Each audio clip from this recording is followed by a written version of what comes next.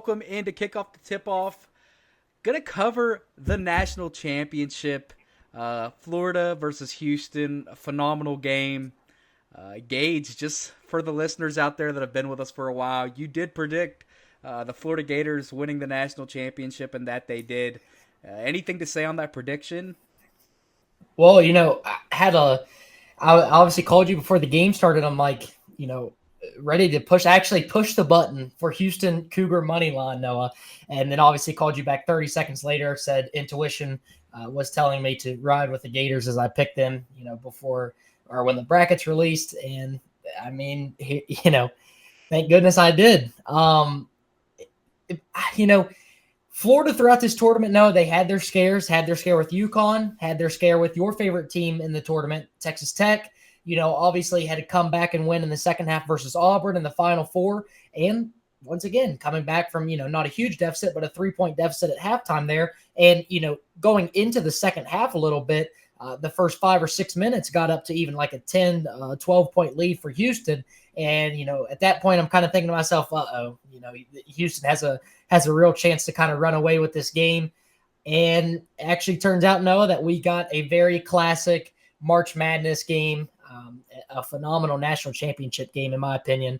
One that, I don't know why, but I feel like it's going to be overlooked a little bit because people were kind of hating on the fact that it was all 4-1 seeds and, kind of pissed off about that. But I thought this was a tremendous game. Like I was pretty locked in for the entire way. Yeah, was absolutely locked in. About a minute and 10 seconds left. My electric goes out last night. I'm sick to my stomach. I've got not very good service with Verizon here in Fairmont, so I'm like, oh my gosh, how am I going to get it? End up getting to catch the last like 30 seconds of the game, but I did, rewind to watch that last minute, kind of, the way the game went there in the last minute. So I was able to watch back thanks to YouTube TV, was able to scroll back through. But man, phenomenal game. Money line was -115 for Florida, -105 for Houston. Florida was obviously favored by -1.5, so about as close as you can get. Money line odds, damn near. So phenomenal game. Walter Clayton just continues to show up. In big moments. I mean, not even going to say the game, Noah. I mean, let's start with this, right? To kind of to digest the game. If I told you that it was going to be a 2-point, that the final score, the winner was going to be, the winner by 2 points, and Walter Clayton shot 1 for 7 from 3 and 3 for 10 from the field, who would you have picked? Yeah, probably not knowing. Houston. You know what I mean? You're picking Houston. Yeah. For 30, I would say for 30 minutes.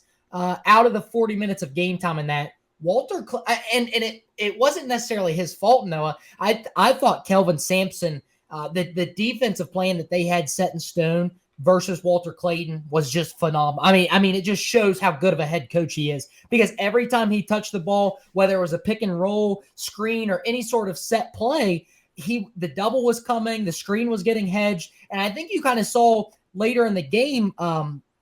Golden is the Florida's coach, correct? Yeah. I don't know why. I always keep want to call him Todd Duncan. I have no idea why. But as you saw later in the game, Florida would kind of get into their horn set, and Walter Clayton would play that off ball role, and that's where you saw his one big three later in the second half come from that off ball screen, and a big three at that. I believe it was to tie the game. Yeah, phenomenal coaching job by Golden. I'm not the biggest fan of Golden, but I can't say anything. He won a national championship at 39 years old, so I can't really get into the fact that I don't know if he's the greatest head coach. Walter Clayton was, in my opinion, outside of probably Cooper Flagg, the best player in college basketball this year. Clayton was able to hit shots when it mattered, and that's something that you need in a key guy on a team. Like you said, good hint there, or a good piece that you said there was kind of changing sets. There at the end, he hits the big three. And what caused that was that he actually sets a down screen for, I believe, Elijah Martin. He sets a down screen. Mm-hmm. Then Elijah Martin comes back and screens his guy, and it opens him up on the three, which was a phenomenal play call by Golden. Like I said, it was a chess match from, kind of from the get-go. Like you said, the way they were guarding Clayton. But I watched a post-game presser with Clayton, and he kind of speaks on the fact that they kind of knew an elevator screen was coming, but they kind of thought it was going to go to Cryer and or Robertson on the low block. But due to practice, the closeout on the elevator screen, staying far away from the shooter with the hand up, just thought it was a phenomenal piece. When you get down into the little details of basketball and things that you can really hit on as a coach and drive home, it's what separates a 2-point game, a national championship or not. Because if Sharp gets that shot off, are we sitting here talking Houston hits the biggest three of the life, in March Madness for a while, in recent history? Or are we sitting here? Yeah. Do they hit the three, or is it a matter of Sharp hits 3 of the biggest free throws in tournament history? Exactly. Everybody was like, what the heck? Why didn't he shoot it? Yada, yada, yada. I mean, you obviously can't speak for Sharp, but I feel like even if he would have let that ball go, Noah, in a shot, the way that the reffing was kind of handled, especially in the second half, any form of contact, I think there's a chance that he's going to the line there late, or to have a chance to tie and take the lead with free throws. Correct, and Sampson hits on it in his presser. Kind of, I guess, my gosh, how deep am I in college basketball watching all these pressers from these head coaches? But Sampson says in his presser, Sharp was actually supposed to up fake and go off the up fake downhill, trying to get that exact what you're saying, the foul call, because it was very touchy in the second half, and if they were consistently going to call that, you definitely at least you have the opportunity to tie a game on a free lane, and or you hit 2 free throws to tie it. Looked like Sharp they kind of sped Sharp up a little bit. You were kind of to the point where you're like, man, why wasn't Cryer given the ball? Kind of in the same situation as Iowa was, because just like Florida did with Clayton, put him off ball. If Sharp is able to get an open 3, if they draw defense on penetration, he's able to draw him over, and Sharp's open for 3, or Robertson's near the rim, it would have made it a totally different, last 4 or 5 seconds of the game. But like you said, it still wasn't a terrible look. He probably should have let it go. He obviously, once he drops that ball, he can't pick it back up for the double dribble. But it was just a phenomenal last, 30, 45 seconds. 30 seconds to a minute. Yeah. I just, the thing that stood out to me, Noah, with Houston, especially in that entire first half, they dominated from a physicality standpoint in the paint, checking Clayton and some other guys on the perimeter with contested shots. I know Will Richard, he ended the game with 18 points. He had a lot of open threes there in the first half that he hit. But for the most part, like Houston defense, the whole game they did exactly what they do. They're going to run you off the 3-point line, force you into contested shots. And Tugler and Jawan Roberts has to be one of the most physical, forward and center duos in college basketball history. Those guys looked like they had Alex Condon looking like a toddler for some of that game. Yeah, it was very interesting to see how they did. And the big thing with Robertson and Tugler that a lot of people don't, I guess if you're really in depth with college basketball, but just from a fan's perspective, looking a little bit deeper, you see that they do all the small things. If there's a loose ball, those guys are around it. When a ball gets up to the rim, there's an ass on somebody. They're boxing them out, and they get to the ball. They go up and get the ball. They don't let the ball come to them. So when you're looking at those big guys, you're able to really say, like, man, most of the first half and, first probably 3 or 4 minutes, they won the physicality battle. And that's where I think a lot of people were saying, man, they started kind of blowing the whistle a little closer, and I think that might have let Florida slip back into the game a little bit, because it looked as if Houston was going to run away with it. You texted me at one point, I think it's a 12-point lead for Houston, 12-point lead for Houston at the point you're like, oh man, Florida better get it, they better get going, because it looked like Houston was going to run away with it. But like you said, the bigs were very pivotal for both teams. I think Houston, their 1 and 2 bigs in Tugler and Robertson were way, way, way better than what Florida had to offer, right? But Florida had four bigs that could play at very similar levels. So when they brought in their bigs, their second, third big guy off the bench, there wasn't a drop-off like you saw with Houston. Houston has to change sets. They have to change the way they play defense. And you aren't guaranteed a rebound as you are with Robertson and Tugler. My God, if you see Robertson and Tugler, when the ball goes up, you can just say, all right, that's Houston's ball if it doesn't go in, because they rebound the ball so efficiently. Yeah. Thing to point out here, Houston obviously 14 total free throws shot in the game compared to Florida's 21. Got on X obviously during and after the game, and that was kind of majority of people who were either betting on Houston or rooting for Houston. Kind of felt like they got chopped by the refs and kind of killed their momentum there. But I mean, let's not forget Noah, Florida's center. I'm not even going to try for his name. It is. I guess I will try. Ruben Chinyelu. I hope I'm saying that right. He got that technical, which obviously was well deserved. I mean, slam the ball, you can't do that in front of the ref. But even prior to that, I felt like there was maybe 2 or 3 touchy fouls in a row on Florida where I was like, this just gave Houston an 8-10 point lead. And we talked about an 8 to 10 point lead for Houston because of their defense can feel like 15 to 20 points.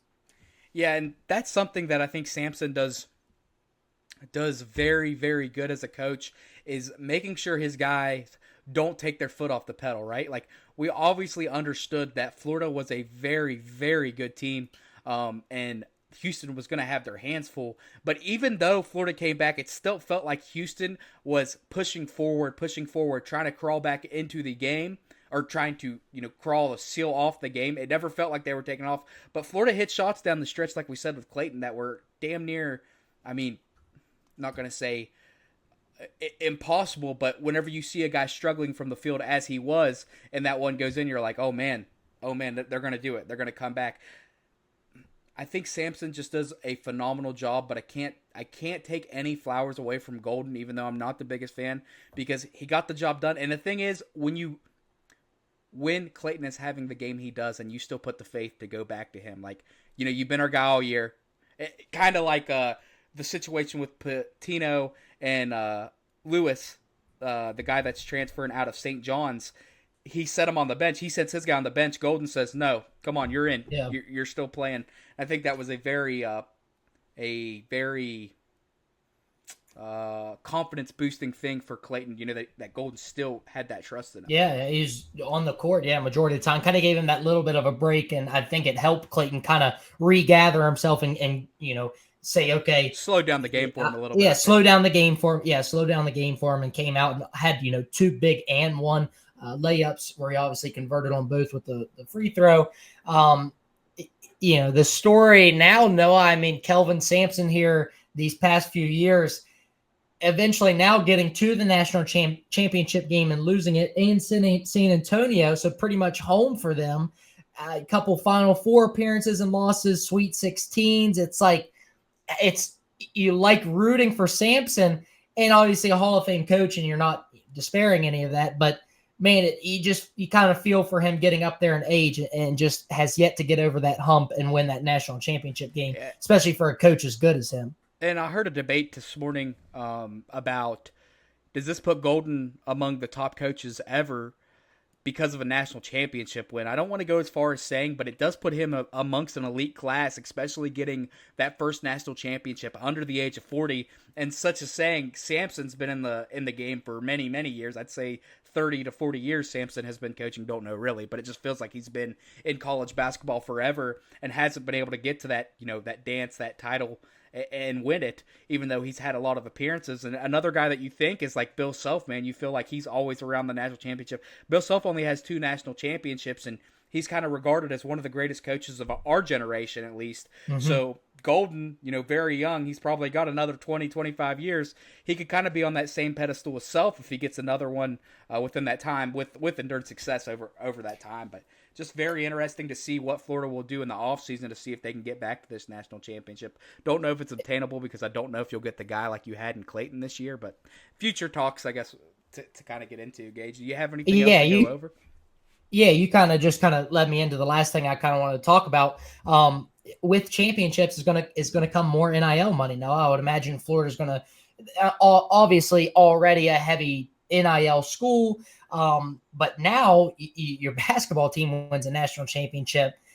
Probably some people who are maybe donating a little bit more money to the football side of things is like, okay, like I'm gonna open the pockets just a little bit more here for basketball. So, like of the Power 4 teams that are upper echelon and always going to be competing for these Elite Eights, Final Fours, national championship games, reload your pockets. Players are going to come. That's kind of the fascinating part now, as you see college teams already getting transfers and stuff like that. But who will be the next Walter Clayton? Who will be the next Will Richard? I mean, you got to remember Walter Clayton coming from Iona, Will Richard coming from Belmont, Elijah Martin, FAU, Cryer, he was a Baylor guy. Jawan Roberts was a 5-year guy there, not heavily recruited. So it's just how it is, man. You reload, and that's kind of the fascinating part of it. Walter Clayton, obviously a tremendous March Madness, outside of that championship game stat wise, but would imagine he's going to be having some NBA looks late first round, early second is my guess, which that's a video for another day. As you and I, not very big NBA fans, but a guy like that who can create his own shot and hit it at a pretty good percentage is a late first round pick is pretty crazy. But if you're an NBA team, worth the look, as Bronny James drafted early second round, conversation for another day. But I'm taking Clayton over Bronny about 7 out of 7 times every day of the week. Yeah, for sure. It's the heartbreaking reality on the other side of things for Houston, and all the teams that didn't make it. Duke, you understand and realize how hard it is to make this game. And when you get there and lose it, man, it's pretty heartbreaking, as Super Bowl or World Series or just about any other championship is, man. So all those three teams, the 3 teams you just listed, the roster turnover for those 3 teams is going to be absolutely ridiculous because of NBA prospects plus 5-year, 4-year guys that are now leaving the program, have no more years of eligibility. It'll just be crazy to see those 3 teams that you just listed there next season. Yeah. Last thing from me, obviously, I always appreciate March Madness, Noah, because NFL season obviously done. We're gearing up for the draft and stuff, which kind of keeps the football junkies entertained at least. But, outside of college basketball and anything, we're entering a pretty dry period in terms of sports, right?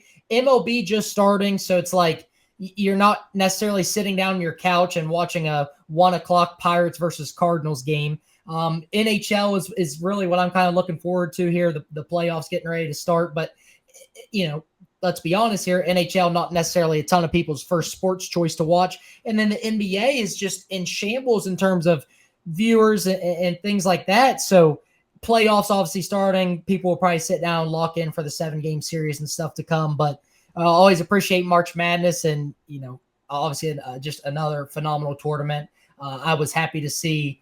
I don't want to say happy, but I was glad that the 4 1 seeds eventually made it to the Final Four. I thought it made for some pretty good games, and yeah, man, it'd be interesting to see if that trend kind of continues now in this NIL era.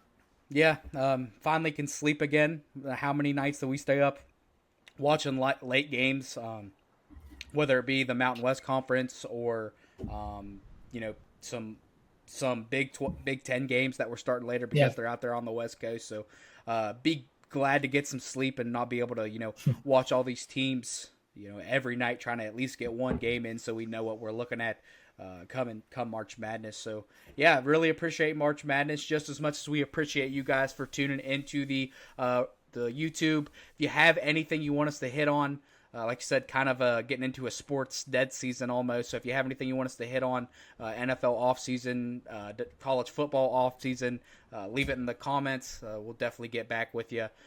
Like I said, like, comment, subscribe. We appreciate you guys.